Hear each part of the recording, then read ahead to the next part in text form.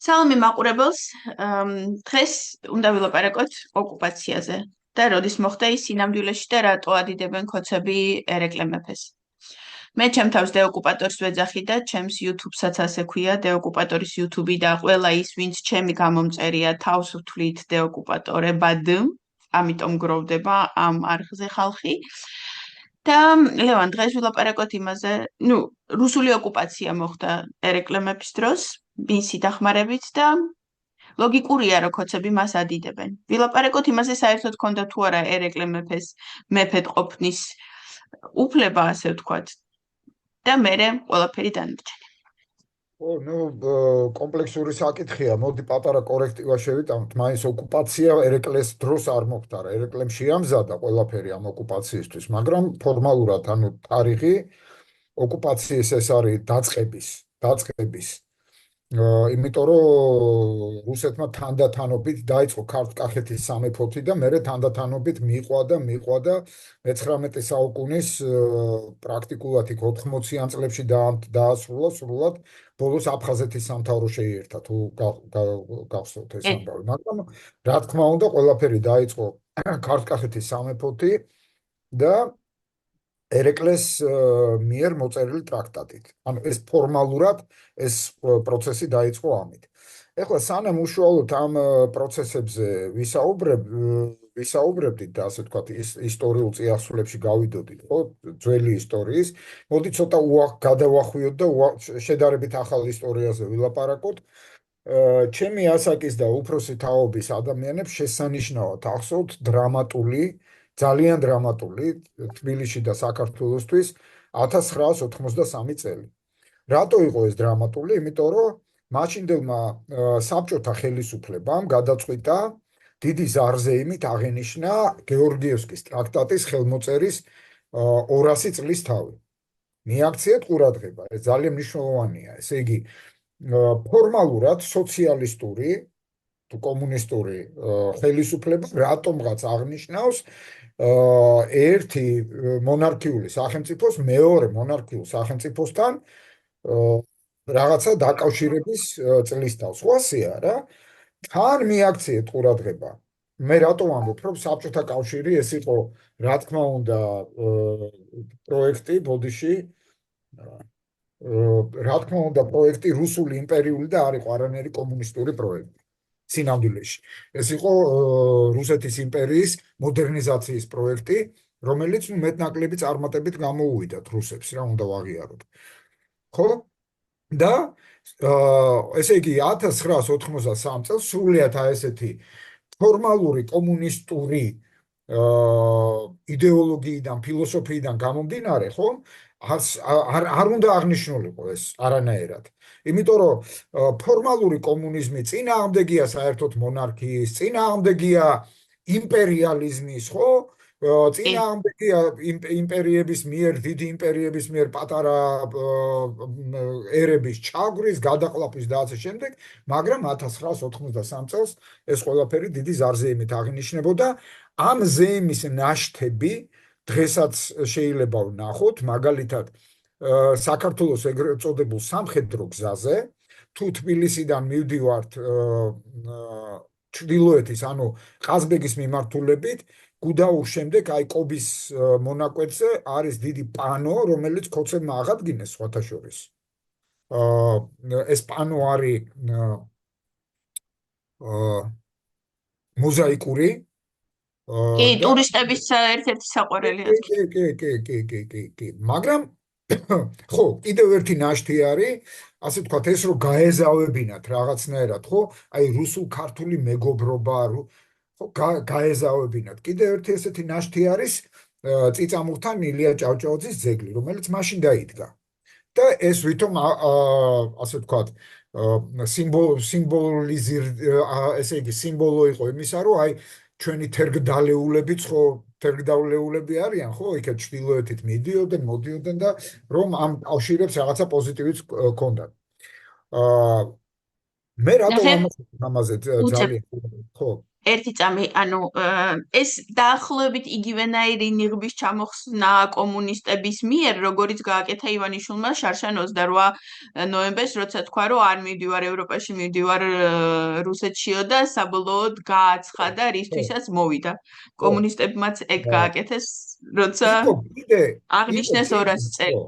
იყო კიდევ რამოდენიმე ესეთი ნიშნული ძეგლი მონუმენტი და ასე შემდეგ მაგალითად თბილისის შემოსასვლელში აი საიდანაც იწყება აღმაშენებლის ხეივანი თუ შემოდიხარ თბილისში ხო აი გადასახვევი არის თუ გახსოვთ ზახესის ეგრეთ წოდებული ხიდისკენ და ცენტრალური გზაში აი ზუსტად მაგ ადგილზე იყო ზურაბ წერეთლის ზოგადად ამ პროექტის ხელმძღვანელი ზურაბ წერეთელი იყო მთლიანად აი ამ რაღაცების იყო მონუმენტი რომელიც ასახავდა საზღვაო კვანძს რუსულად მარსკოი უზელ რასაც ქვია ხო საზღვაო კვანძს და ეს იყო ასე ვთქვათ იდეოგრამა იმისა რომ აი საზღვაო კვანძით ანუ გაუხსნელი კვანძით არის დაკავშირებული ერთმანეთთან საქართველო და რუსეთი ხო აი ესეთი იდეა იყო ჩადებული და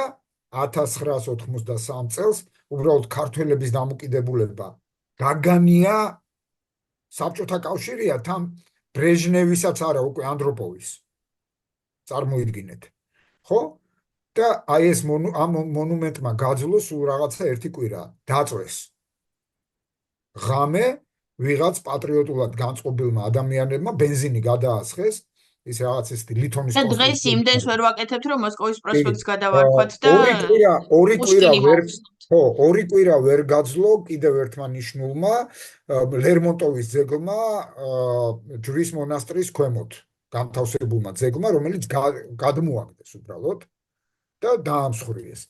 და ასე შემდეგ. რატო ვამბობ მე ამას? იმიტომ რომ თვითონ ამ აღნიშნის წინააღმდეგი გამოვიდა მასობრივად ქართული საზოგადოება მაშინ. გამოსვლები იყო საპროტესტო აქციები. სწორედ ამ საპროტესტო აქციების დროს დააპატიმრეს შემდგომში მეტნაკლებად ცნობილი დისიდენტები, ხო, ქართველი დისიდენტები დაარქვათ, როგორიც იყო იქ ირაკლი წერეთელი, გია ჭანტურია და ვიღაცეები. მარტო ისინი არა, ბევრი, იმიტომ რომ ისინი საპროტესტო აქციებზე გამოვიდნენ, თამარ ჩხეიძე და სხვები და სხვები. ამ ფაქტს უკავშირდებოდა ყოველ შემთხვევაში ოფიციალური ვერსია ასე იყო, მაგალითად იმავე 1993 წელს თვითმფრინავის გატაცებაც, აი ეს ჯინსების თაობა და ასე შემდეგ, ვიცით ეს ამბები, ხო? უამრავი საპროტესტო აქცია ტარდებოდა, თქვენი მონამორჩილიც იღებდა ამ აქციებში მონაწილეობას, აპატიმრებდნენ ჩვენს მეგობრებს და ესა. ოღონდ მინდა გითხრათ, რომ გაცილებით უფრო ცივილიზებული ფორმით აპატიმრებდნენ. აი ეს ცემატ ყეპა და აი ეს უბედურება 1993 წლის საქართველოში აღარ იყო. დაიჯერეთ გინდა რა, ახალგაზრდებო, აი ესე იყო. ხო, და მე ამას რატო გადმოცემ? განწყობა იყო ისეთი, რომ მაშინ რო გეთქვა შენ, რომ ქართველს, რო გეთქვა 1993 წელს პირიდან რო დაგცდენოდა, რომ აი კი და აი გეორგიევსკის ტრაქტატი და ერეკლე და რაღაცა ეს იყო სამარცხვინო საერთოდ ამაზე ვაპარაკ. აი სად ჩამოვგორდით უბრალოდ მე მინდა გითხრათ როგორც საზოგადოება, საიდან სად ჩამოვგორდით, ჩამოვსრიალდით. ხო, სხვათა შორის კომუნისტებმა მაშინვე დააფინანსეს და აი ეს წიგნი ფიცისაც მაგ ეს ფილმი გიგა ლორთქიფანიძეს რო გადააღებინეს ეს რაღაცა ვითომ ეპოპეა აბსოლუტურად ისტორიულ მასალების არასწორი ინტერპრეტაციით და ასე შემდეგ.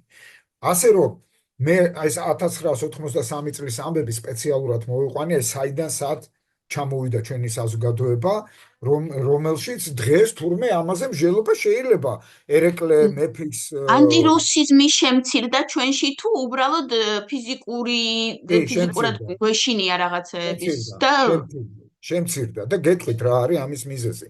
იმიტომ რომ რუსიზმის პირდაპირ გამოვლენას დღევანდელი თაობები ვერ ხედავენ.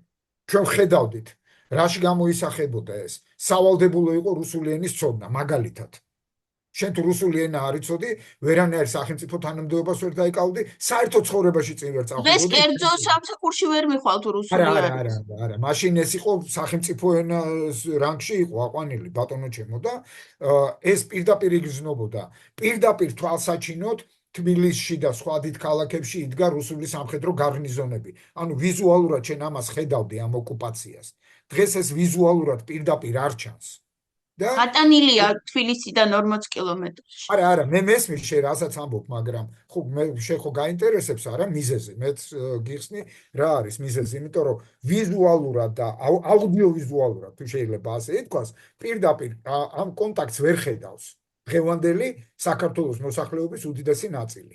და ის რომ იქ რაღაც 90-იან წლების დასაწყისში რომ იქ მოგვაჭრეს და მოგვაგლიჯეს ისა აფხაზეთი მოგვაგლიჯეს და ცხინვალი მოგვაგლიჯეს და რაღაცა ნუ ეს თანამედროვე ახალგაზრდებისთვის განცდის საგანი არ არის ეს სიმართლეა შეგუებული არიან ამ ამას თვალი უნდა გაუსწოროთ ხო მათთვის ეს მე მეცაც გეტყვი საწყენად არ ვამბობ მაგრამ იმავე აფხაზეთიდან და სამაჩაბლოდან ყოველების მეორე და მესამე თაობებს აღარა აქვს ეს განცდა ასე რომ ხო, ამიტომ მოდი ამ სიმართლეს თვალი გაუსწორო. აი ამიტომაც რუსეთმა როგორც იცის ხოლმე, აი ესე უკანა კარიდან შემოაგდო თავიდან ეს დისკუსია, შემოვიდა ეს თავიდან ეს ყველაფერი და უბრალოდ მარკერია რა, ჩემთვის პირადად მარკერია, ვინც იწყებს მეფე ერეკლეზე ლაპარაკს, ესეთი ღრმა განცდით, ის არის პრორუსი.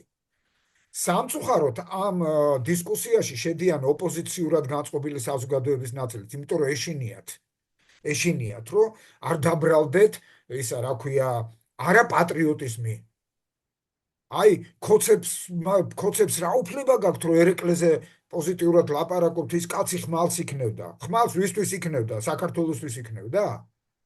თუ თავისი კონკრეტული სამეფო ოჯახისათვის. იქნებ მაგაზეთ დავფიქრდეთ, არა?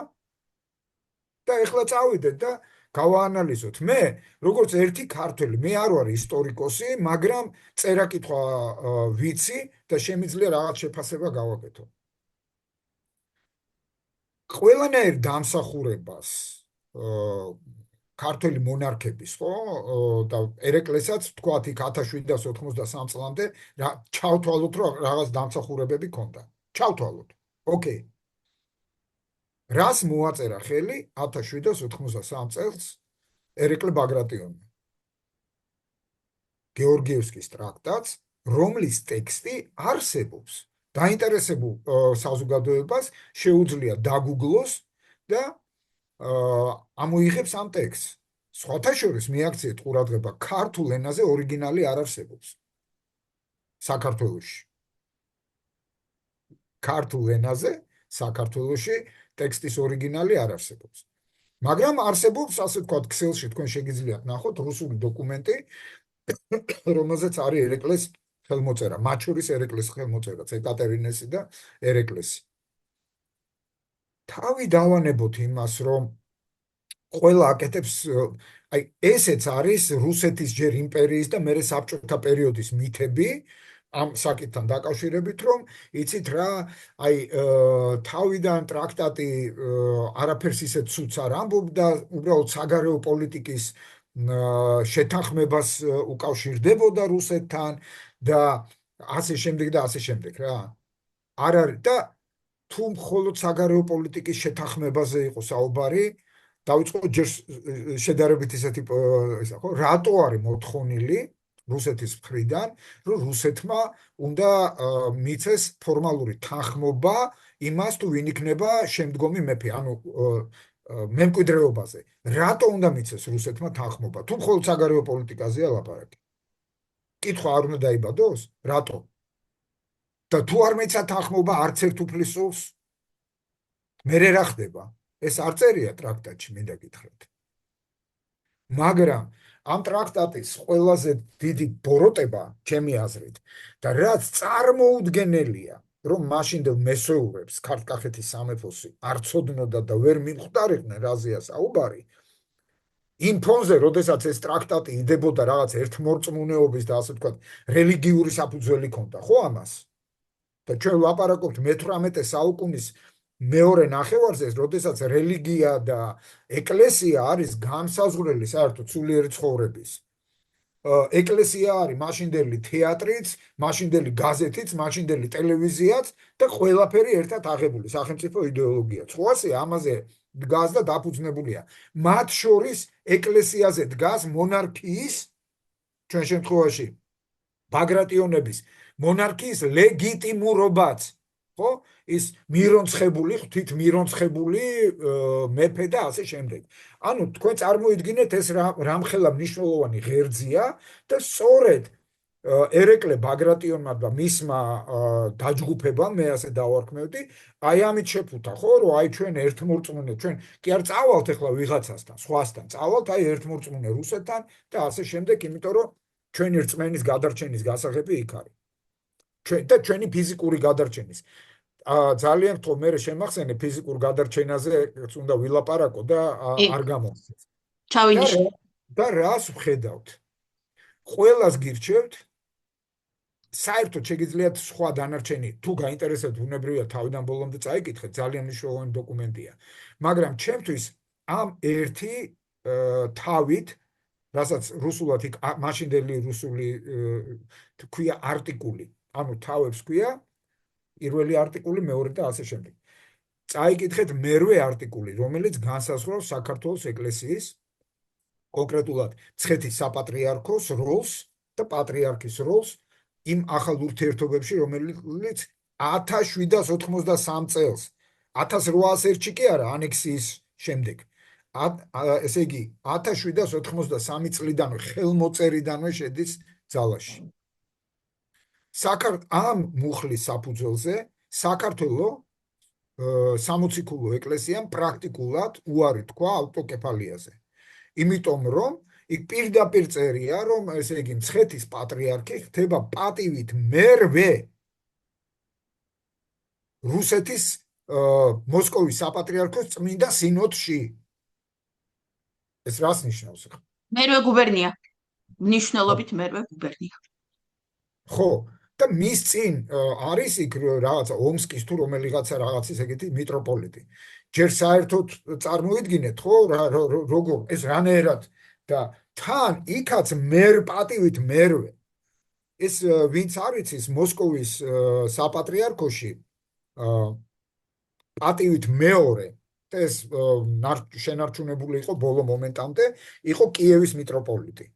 ნუ ამით მოსკოვის საპატრიარქო ვითომ რევერანსს აკეთებდა, რომ კიევიდან მიიღო ეს და ასე შემდეგ.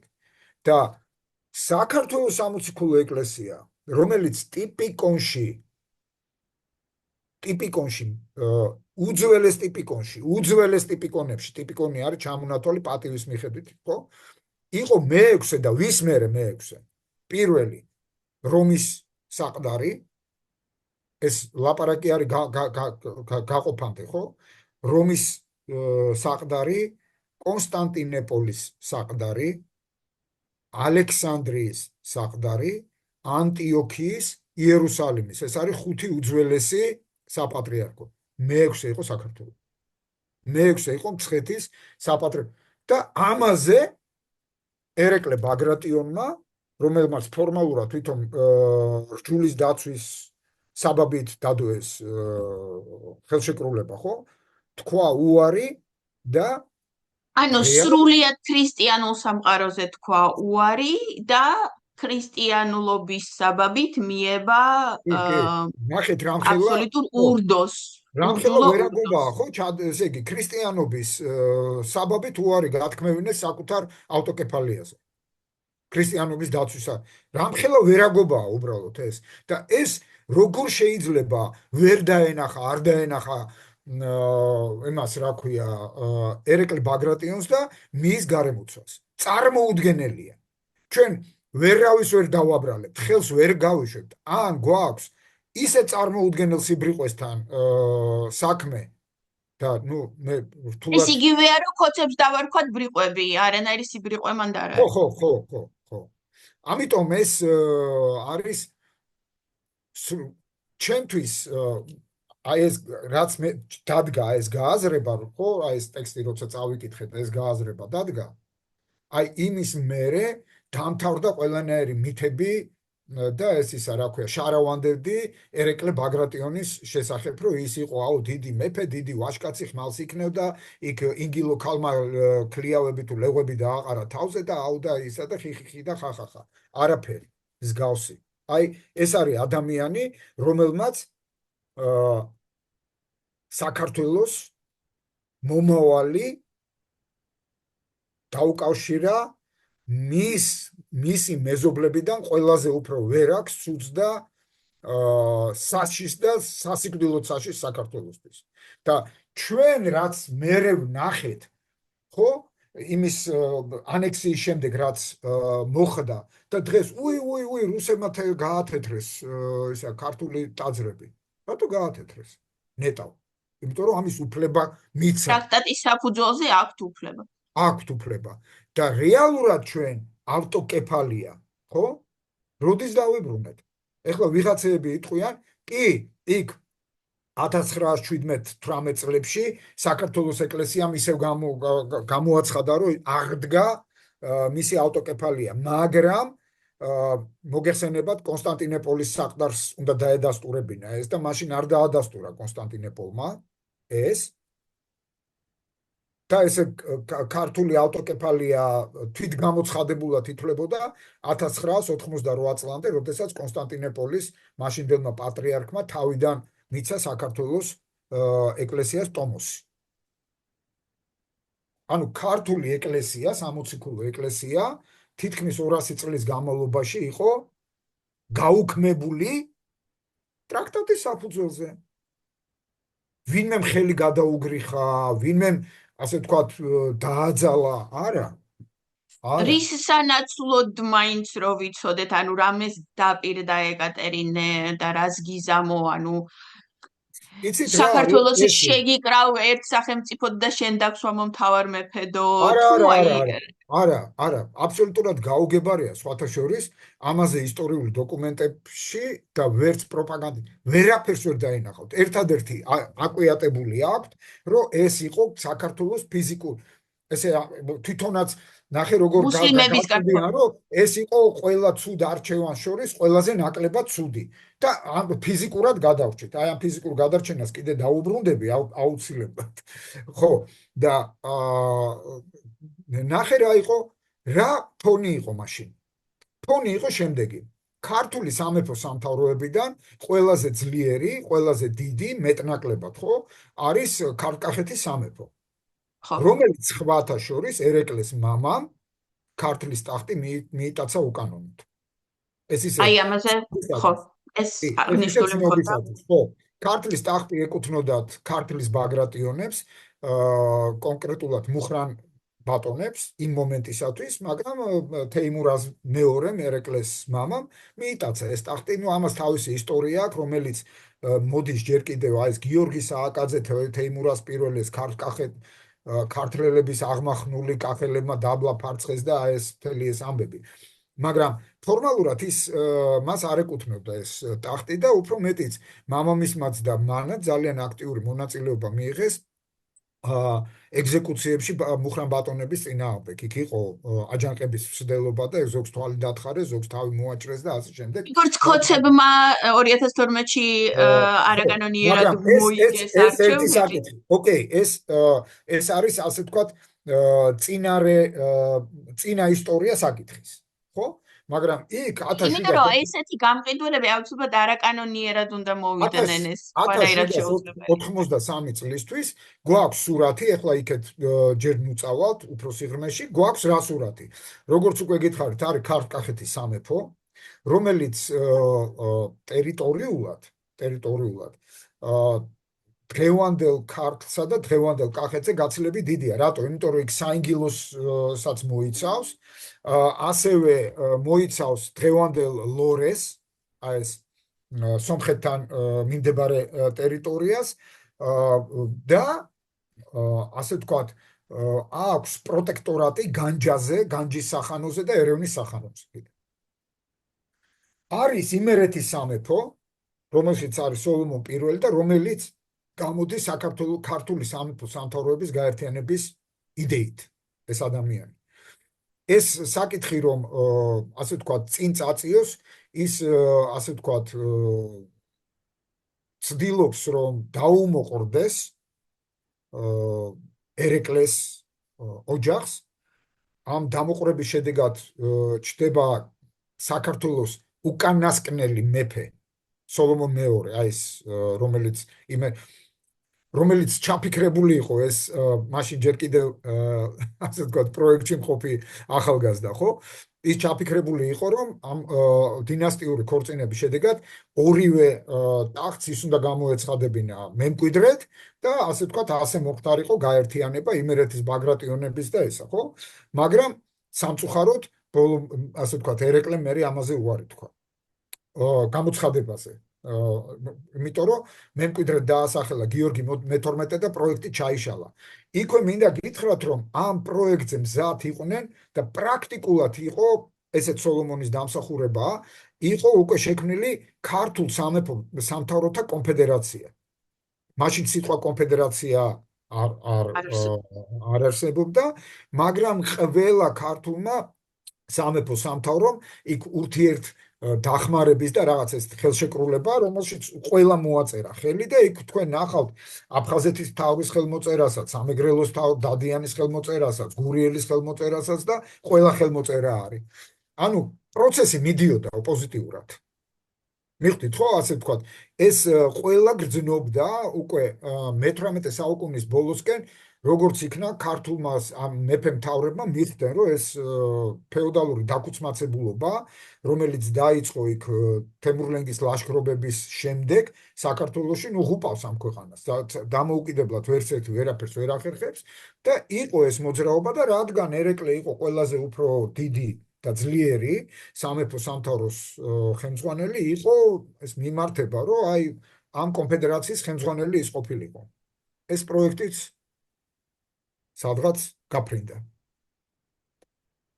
უბრალოდ რომ ვიცოდეთ ხო კონტექსტი. ანუ არანაირი სურვილი ერთიანი საქართველოს შექმნის არ ქონია თავიდან. ხო, ესე იგი ერეკლე ბაგრატიონი როგორც ჩანს სკეპტიკურად უყურებდა ამას. მოდი ესე ვთქვა. ამ იდეას. შემდეგ კიდევ ერთი საინტერესო მომენტი არის ეს შეგიძლია გადაამოწმოთ ეს ის პერიოდია როდესაც ირანში მიმდინარეობდა მრავალი 10 წლეულის განმავლობაში, 1 და 2 წლის კი არა, მრავალი 10 წლეულის განმავლობაში მიმდინარეობს სამოქალაქო ომი. ანუ ირანი არის დაქუცმაცებული შიგნით, ასე ვთქვათ, და მიდის ბრძოლა შაჰის ტახტისათვის. ეს დაიწყო ნადირ შაჰის შემდეგ. და აი ამ მიდის ეს ბრძოლა და ამ ბრძოლაში ჩართვას თხოვენ ერეკლეს. რატო თხოვენ? იმიტომ რომ ქართლ-კახეთის სამეფო არის ვასალი ირანის სახელმწიფოსი, ხო?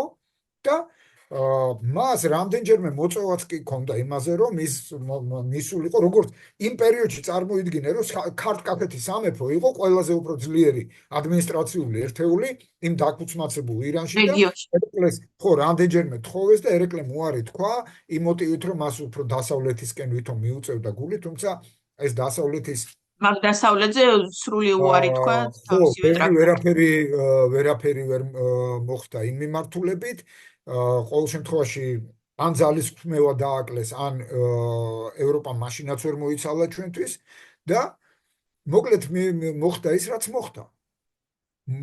ის რაც მოხდა. კიდევ ერთხელ ვამბობ, ეხლა რაღაცნაირად შევაჯამებ და გადავალ ამ ფიზიკური გადარჩენის საკითხზე. რომ აბსოლუტურად გაუგებარია რატომ გადადგა ჩვენ არ გვაქვს ისტორიული დოკუმენტები. პრაქტიკულად ყველა ისტორიული დოკუმენტები რაც იყო საქართველოში ანექსიამდე და რაც გადაურჩა აღა მაჰმად-ხანის შემოსევას და ბევრი გადაურჩა ჩვენ ახლა ნუ ისა ჩვენ ამ აღამ ახმათხანის შემოსევას ისე გვეუბნებიან რომ აი всё ყველაფერი დამთავრდა ესეც რუსული ის არის, ხო რომ ანუ ხო რომ ვითომ თბილისი რუსულ ოკუპაციაზე უარესი ხო იყო, რეალურად ხო 10 თავით ჯობდა რუსულ თბილისი ოკუპაციას. მაშინდელი თბილისი მე გულისხმობ ისტორიული ძველი დღეს ძველ ქალაქს ვეძახით ხო ხო. თბილისი ყოველთვის იყო საკმაოდ სუსტი იული იყო ასაღებად ყოველთვის პრაქტიკულად ყველა დამპყრობელი რომელიც თბილისს მოადგებოდა აუცილებლად იღებდა ამას თავისი გეოგრაფიული და სხვადასხვა მიზეზები აქვს ეხლა აქ იქ არ წავალ ამიტომ აღა მაჰმად-ხანისთვისაც არ იყო ესე იგი ჩვენ არ უნდა გვეგონოს რომ აუ თბილისი და რაღაც აუღებელი და აღა მაჰმად-ხანმა აიღო და მოსპო არა ბატონებო თბილისს რამდენიც კი მოადგა ისა საუკუნეების განმავლობაში 10 წლეულების კი არა საუკუნეების განმავლობაში ნარიყალაში იდგა უცხო გარნიზონები ხან არაბული, ხან თურქული, ხან სპარსული და ასე შემდეგ. ამიტომ ეს ტყუილია. ისევე როგორც ძალიან დიდი ტყუილია ეს დემოგრაფიული ამბავი, ახლა ამას ცოტა დეტალურად შევეხები, ჩვენ რა ზღაპარს გვიყვებიან. და რატო ეს ზღაპარი? ზღაპარს გვიყვებიან, რომ მე-18 საუკუნის ბოლოს, მე-19 საუკუნის დასაწყისში, აი ამ ომებიდან ისე დაიცალა სისხლისგან საქართველო რომ ასე ვთქვათ დარჩენილი იყო მხოლოდ მოსახლეობა რაღაც 600,000 ადამიანის ოდენობით. დაახლოებით ესე ანგარიშება. და რომ არა ეს ტრაქტატი ჩვენ საერთოდ ფიზიკური განადგურების წინაშე ო და 600,000-დან 5 მილიონამდე რუსების მეშვეობით გავიზარდეთ, ხო? ხო. რუსული მშვიდობის ესე მეშვეობით. იგი ეს არის ძალიან საინტერესო ამბავი, იმიტომ რომ სინამდვილეში როცა ამ 600,000 ანგარიშობენ, ლაპარაკი არის რაზე? მხოლოდ აღმოსავლეთ საქართველოზე. ვინც მოაწერა ხელი გეორგიევსკის ტრაქტატს. თქვათ იმ ტერიტორიები მოაკლოთ, ხო? აი დღევანდელი საინგილო, რომელზეც დღეს საქართველოს იურისდიქციის ქვეშ არ არის, მოკლედ ასე ვთქვათ, ხო? ლორე და ასე შემდეგ. ესე იგი, სადღაც საკუთრივ ქართკახეთში ცხოვრობდა 9 მილიონი ადამიანი. და არა მთელ საქართველოში. ამ 600,000-ში არ ანგარიშობენ დასავლეთ საქართველოს, იმერეთის სამეფოს, აფხაზეთის სამთავროს, გურიის სამეგრელოს, სვანეთის სამთავროებს არ ანგარიშობენ. სადაც სავარაუდოდ ну მოდი ესე ძალიან უხეშად თქვა დაახლოებით ალბათ იმდენივე ცხოვრობდა, ხო? მოსახლეობა, თუ მეტი არა. მეტი სავარაუდოდ მეტი. ხო, მაგრამ ნუ ვიტყვით რომ მეტი. გამოვათანაბროთ, ხო? სიმრგვალისთვის ვთქვათ რომ დღეს რასაც საქართველო ქვია, აი ამ ტერიტორიაზე მაშინ ცხოვრობდა დაახლოებით მილიონი ადამიანი. გეტყვით ამაზეც, ხო? ჯიუტი ვინმე, რომ აი მე რა რომ დღეს ხო ვართ, აი რაღაცა 4 მილიონი ვართ. ჯერსეთი არ ვართ 4 მილიონი ეთნიკური ქართველები ნაკლები ვართ, მაგრამ კაი ამას თავი დავანებოთ ეთნიკურობას. დაუშვათ რომ 4 მილიონი ვართ. ნებისმიერ ადამიანს თავაზობ ეს ცხრილი არის ინტერნეტში, ვიკიპედიაში და თქვენ შეგიძლიათ ნახოთ საუკუნეების მიხედვით პოპულაცია მთელი დედამიწის. საუკუნეების მიხედვით. და იქ ნახავთ რომ 1800 წელს მსოფლიოს მოსახლეობა იყო დაახლოებით 1 მილიარდი. 1 მილიარდი. 1 მილიონი 1 მილიარდის მე რამდენადი ნაწილია? მე-1000-დი. მრგვალი თუ არის, შეგვიძლია ასე ვთქვათ, კალკულატორი არ გამოვიყენოთ, ზეპირად თვალოთ, ხო? პროპორციით დღეს 8 მილიონი უნდა ვიყოს. ხო? ამაშია საქმე. დღეს არის 8 მილიარდი და ჩვენ ვართ 4 მილიონი. ესე იგი, ამ 200 წელმა რუსეთთან ურთიერთობის გაგვანახევრა. და რუსეთის მოსახლეობა 1801 წელს იყო 20 მილიონი. დღეს რამდენია? 140 მილიონი. არა? ამიტომ როცა შეუდგებით არითმეტიკას, ხო, არითმეტიკა ზუსტი მეცნიერება არის და არ უყვარს ეს ისა რა ქვია. აბა ჩვენ ისე ვიყავით და აბა ჩვენ რო ასე ვართ და ეხლა რო გადავრჩით და ვერ გადავრჩით და და ცალკე ციფრებს კი არ უნდა უყუდო კონტექსტში უნდა უყურო. ხო. ისიც დავთვალოთ, ხო? რუსეთის სასარგებლო ომებში რამდენი ქართველი დაიღუპა ამ 200 წლის განმავლობაში. რუსეთის სასარგებლო ომებში. მარტო კავკასიურ ომებში რამდენი ქართველია ზუსტად დაიღუპა. მაგამ გაგვანახევრა ერთის მხრივ და რუსულ რეპრესიებმა მეორეს მხრივ. რა, ჯერ აჯანყებების, ხო, აჯანყებები და ხო, მათი ჩართვა. მე რეპრესიები. ქართველების გარეკვა ჯერ კავკასიის ომში, რომელშიც გადაგვამტერეს ჩვენს ჩრდილო კავკასიელ კი. მეზობლებს.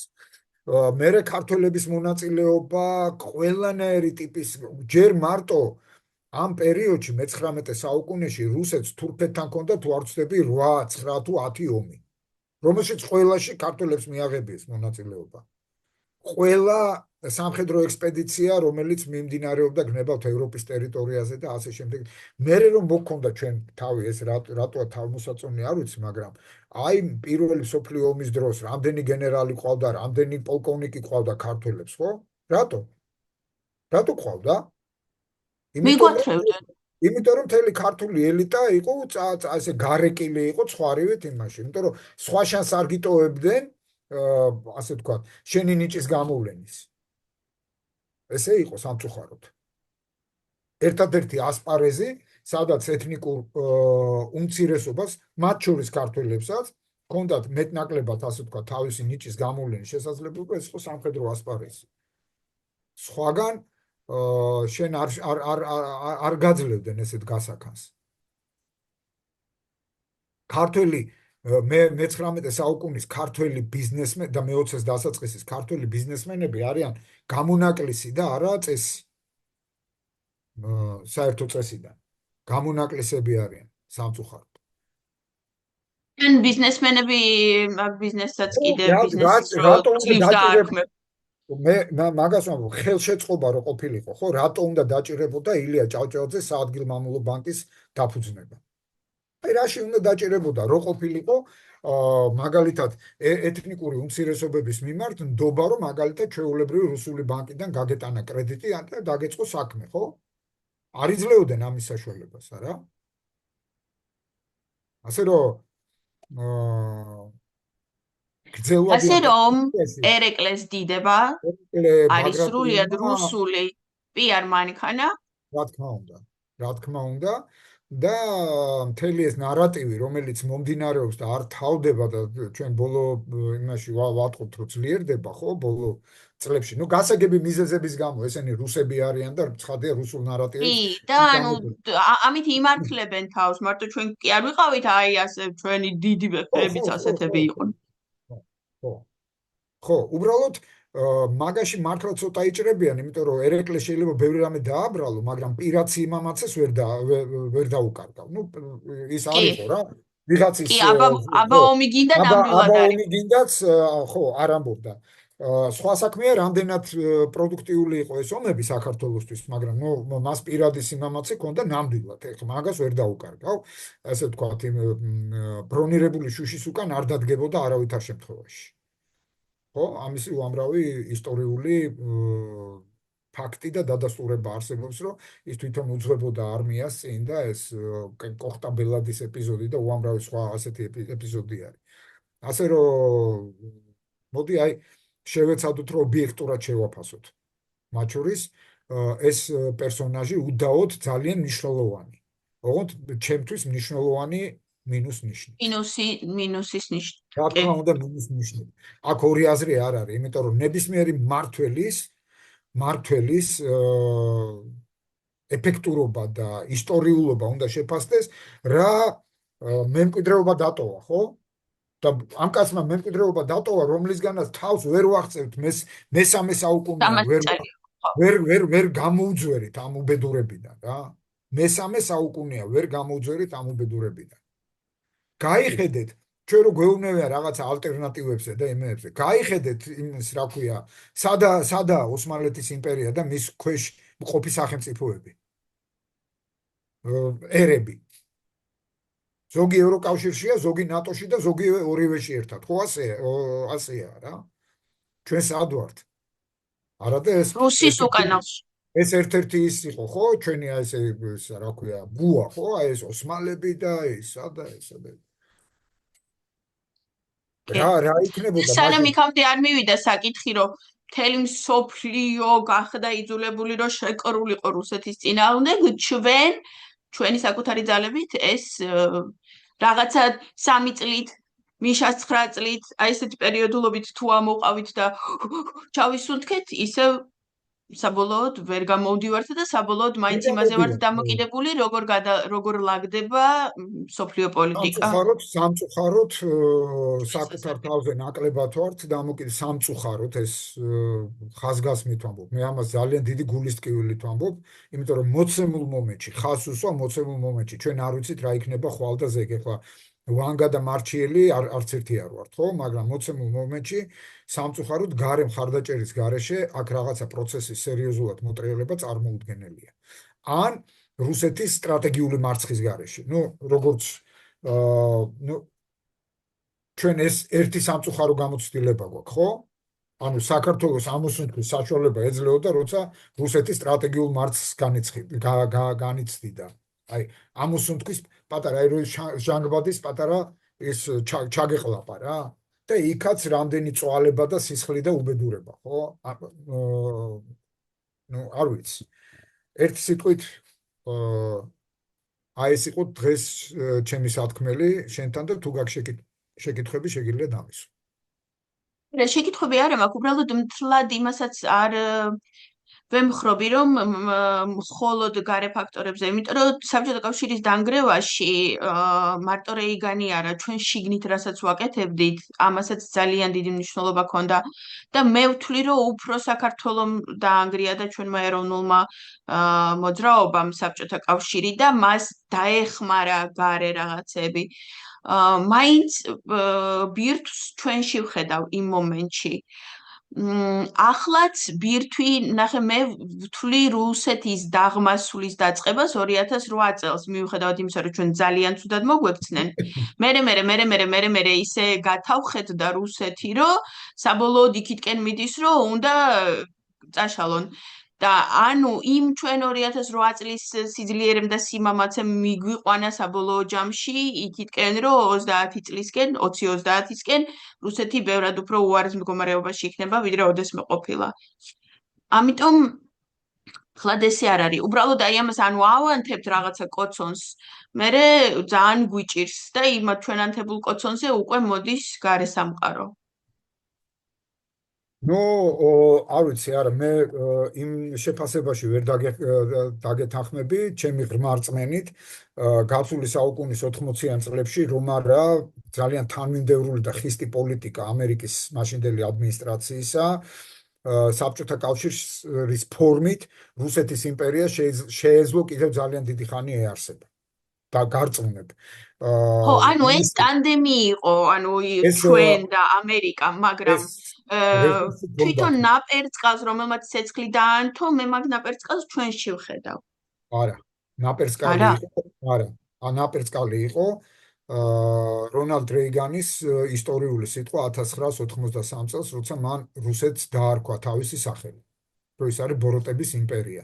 და დაიწყო ძალიან აქტიური ქმედება ამ მიმართულებით და პრაქტიკულად 5 წელიწადში დააყენა ეს მდგომარეობა ფორმალურად მისი მომდევნო პრეზიდენტის დროს დაიშალა საბჭოთა კავშირი ბუშის დროს, მაგრამ თვალსაჩინო იყო უკვე ესე იგი 88 წელს რეიკიავიკის შეხვედრის შემდეგ თვალსაჩინო იყო, რომ საბჭოთა კავშირი დაჩუქებულია. და ნახე ახლა, ამას ჩვენს ეროვნულ მოძრაობას ამან მისცა რაღაცა შინაგანი ძალა და რწმენა და რაღაცა, რომ ის მთელი ყველაფერი ეკეთებინათ, ეს ჩვენში 78-დან წამოვიდა, 78-დან არ წამოვიდა ეს. 78-ის მერე დაჭერილი იყო ყველა და ციხეებში იყვნენ. და სწორედ რეიგანის კატეგორიული მოთხოვნა იყო ის რომ საბჭოთა კავშირს შეესრულებინა ჰელსინკის პაქტით აღებული ვალდებულებები და პოლიტპატიმრები გამოეშვა და მისი ზეწოლის შედეგად მოხდა 1987 წელს გამოშვება პოლიტპატიმრების გათავისუფლება, როგორც იყო გამსახურდია, კოსტავა და სხვები 87 წელს და იმავე წელს მოსკოვში იყო ჩასული რეიგანი და იქ შეხვდა ის ქართულ შეხვედრა იყო მთლიანად საბჭოთა დისიდენტურ მოძრაობასთან, სადაც ქართულ მხარეს წარმოადგენდა ზვიად გამსახურდია. ასე რომ არა ესეთი ხისტი მოქმედებები რეიგანის მხრიდან საბჭოთა კავშირის დაშლა გნებავ ჩიგნიდან გნებავ გარედან, ხო, ნებისმიერი მიმართულებით ეროზია შეიძლება ძალიან დიდი ხნით გადადებულიყო. და არსებობს კიდე ასეთი კლასტერი ანტიმიშა ზვიადისტები. სრული არნახული, არ ვიცი მე რა ხდება მათ ტვინებში, რომლებსაც მიშა არ უყვართ, იმიტომ რომ მედასავლეთეა და რომლებიც ამბობენ, რომ ზვიადი ანტიამერიკელი იყო, ზვიადი ამერიკამ დაამხო, ზვიადს რუსეთი უყვარ. საერთოდ აი ვერ ვიგებ საიდან მოაქვთ ეს. და სამწუხაროდ აქტიური შვინდისის პატიმარი ზვიად ცეცხლაძის ოჯახიც ამ კლასტერიდან, აი დორბლიანი ანტიმიშები და ზვიადისტები რო არიან. აი ამის მერე ზვიადი იმიტომ აღმოჩნდა გარეთ და იმიტომ შეძლო იმის გაკეთება, რაც გააკეთა, რომ ამერიკამ გადაარჩინა და ამერიკამ გამოიყვანა ციხით. არა მხოლოდ ზვიადი მეთქი, მე ხო ვამბობ, არა, ზვიადი შეიძლება მარტო ზვიადს ვერაფერ. არა, ესენი მარტო ზვიადზე რო არიან ანუ ისეთი კონცენტრირებულები და ესეთი, იმიტომ ზვიადზე ლაპარაკობა. ხო, მე ფსიქიატრი არ ვარ, ელისო და ვერაფერ დავეხმარები ამ ადამიანებს, მართლა გეუბნები, მაგრამ სამწუხაროდ ბევრი ყავს. ზვიად გამსახურდია მარტო ვერ ხო მე ხო მონაწილე ვარ ამ ამბების და მახსოვს ყველაფერი. მე არ მჭირდება ვიღაცის მონაყოლი იმისათვის, რომ საერთოდ ჩაჭულებთ, ანუ ჩვეულებრივად ჩალბებოდა ციხეში. შეიძლება ვერც ვერაზროს გამოსულიყო და არც არაზროს გამოსულიყო. მაგას ვამბობ, ზვიადის და ყველა ყავდათ მაპატიეთ ამ გამოთქმაზე მოყუჩებული. ზოგი ციხეში, ზოგი გადასახლებაში, ზოგი იმაში, ზოგი ამაში, ხო? ზოგი ფსიქიატრიულში, სხვათა შორის. და 87 წელს სწორედ რეიგანის ზეწოლის რეიგანის ადმინისტრაციის და პირადად რეიგანი გეუბნებით ჩამოვიდა მოსკოვში იმაში, რა ქვია, ლომონოსოვის უნივერსიტეტში ქონდა შეხვედრა. მე ვფიქრობ YouTube-ში არის, მე მგონი, ამ შეხვედრის რაღაც ფრაგმენტები, ძალიან საინტერესო იყო და მერე ქონდა სპეციალური შეხვედრა საბჭოთა დისიდენტებთან. ბუნებრივია დიდი ჯგუფი შეიკრიბა, როგორც რუსი დისიდენტები, ისევე ეთნიკური მოძრაობების დისიდენტები, მაგალითად იქ ლიტველები, ლატვიელები და ასე შემდეგ, ხო? იქ ძალიან ძლავრი იყო ეს მოძრაობა ყოველთვის, მოგეხსენებათ, ხო? და მათ შორის იყო ბატონი ზვიადიც. ქართულ დისიდენტურ მოძრაობას ის წარმოადგენდა იმ შეხვედრაზე და ეს იყო ძალიან სერიოზული ფაქტორი, იმიტომ რომ 87 წელს 87 წლიდან ამ ადამიანებს მიეცათ მეტნაკლებად თავისუფლად მოქმედების საშუალება. 1987 წელს შეიქმნა ჯერ ილია ჭავჭავაძის საზოგადოება, სადაც ყველანი ერთად იყვნენ, რომელიც მერე დაიქსაქსა, ეხლა მან აღარ წავალ, ეს ცალკე საუბრის თემა არის, ხო? მაგრამ პირველი ორგანიზებული ჯგუფი, ხო? ეროვნულ გამათავისუფლებელი მოძრაობის, თუ შეიძლება ასე, ალბათ ესე უნდა უწოდოთ, აბა სხვანაირად ვერ უწოდებთ, ხო? 80-იან წლებში შეიქმნა აი ეს რა ქვია, ილია ჭავჭავაძის საზოგადოება. მანამდე კი ვითომ ორგანიზებულ ჯგუფზე პრეტენზია ჰქონდათ იქ 83 წელსში ეროვნულ დემოკრატიულ პარტიას, მაგრამ ის ძალიან მალევე დაშალეს. ეგრე მე ბერძენიშვილებსაც ჰქონდათ ეს რაღაც რესპუბლიკური პარტია თუ რაღაცა. ხო, არ არის საუბარი ახლა სამკაციან და ხუთკაციან იმეებზე, რა ქვია, კლუბებზე, ხო, ძალიან პატარა კლუბებზე. ეს იყო უკვე ილია ჭავჭავაძის საზოგადოებას ვამბობ, აი პირველი რედაქცია, თუ შეიძლება ასე ითქვას, ხო? First edition რა 1987 წლის, სადაც ყველანი იყვნენ და იქ გამოიცემოდა, დაიწყეს გაზეთის გამოცემა და ასე შემდეგ. მაშინ ეს აქტუალური იყო, იმიტომ რომ ელექტრონულ მედიაზე წვდომა მაშინ არავის არ ჰქონდა. ასე რომ კიდევ ერთხელ ვამბობ, ამ ნაწილშიც რეიგანის წვლილი არის დაუფასებელი. თუ როგორ არის გადაფასება შეუძლებელია, ხო, მისი წვლილის. და იმედია ზუსტად ასეთივე წვლილს შეიტანს ტრამპი ჩვენს ბედში და ესეც მე ნუ რატომ დაუფასებელი ტრამპზე იქნება გავდივარებით? ჩვენი მომავალი შეფასებებით. ტრამპს რეიგანისგან განსხვავებით ეხლა ველანძღავენ თან ჩვენი ოპოზიციონერებიც. რატო აკეთებენ ამას ჩემთვის გაუგებარია. მაგრამ ნუ ჩვენ ხედავთ რომ ამ კაცმა ამათი გული ვერაფრით არ მოიგო. მაგრამ ნუ რასიზა. ნახეთ ეს ყველას ერთის გიჩვენს მხრივ ნახოთ შეიძლება იმის ანუ საფუძველი იყოს, რომ მომავალში ამ ვითომ პოლიტიკოსებს პოლიტიკური მომავალი აღარ ქონდეთ და ეს ძალიან კაი იქნება, რომ ასე ესეცხოვში ჩაირეცხებიან. დღეს იმ ვითარებაში როდესაც ჩვენ შიგნით ვართ ასე დასუსტებული და ძალიან გვჭირდება გარედან იმპულსი რაღაც დახმარების, ხო? იმ იმპულსთან არ გვაქვს კავშირი და კომუნიკაცია. ხო, ხელს ვკრავთ, უფრო მეტიც. ხელს ვკრავთ. რატო ჩემთვის გაუგებარია? მართლა გაუგებარია ეს. შენ ხო თქვი, რომ ფსიქიატრად ვერ მუშაობ. ხო, ხო. ვერ მუშაობ, არ ვიცი, ექსპერო.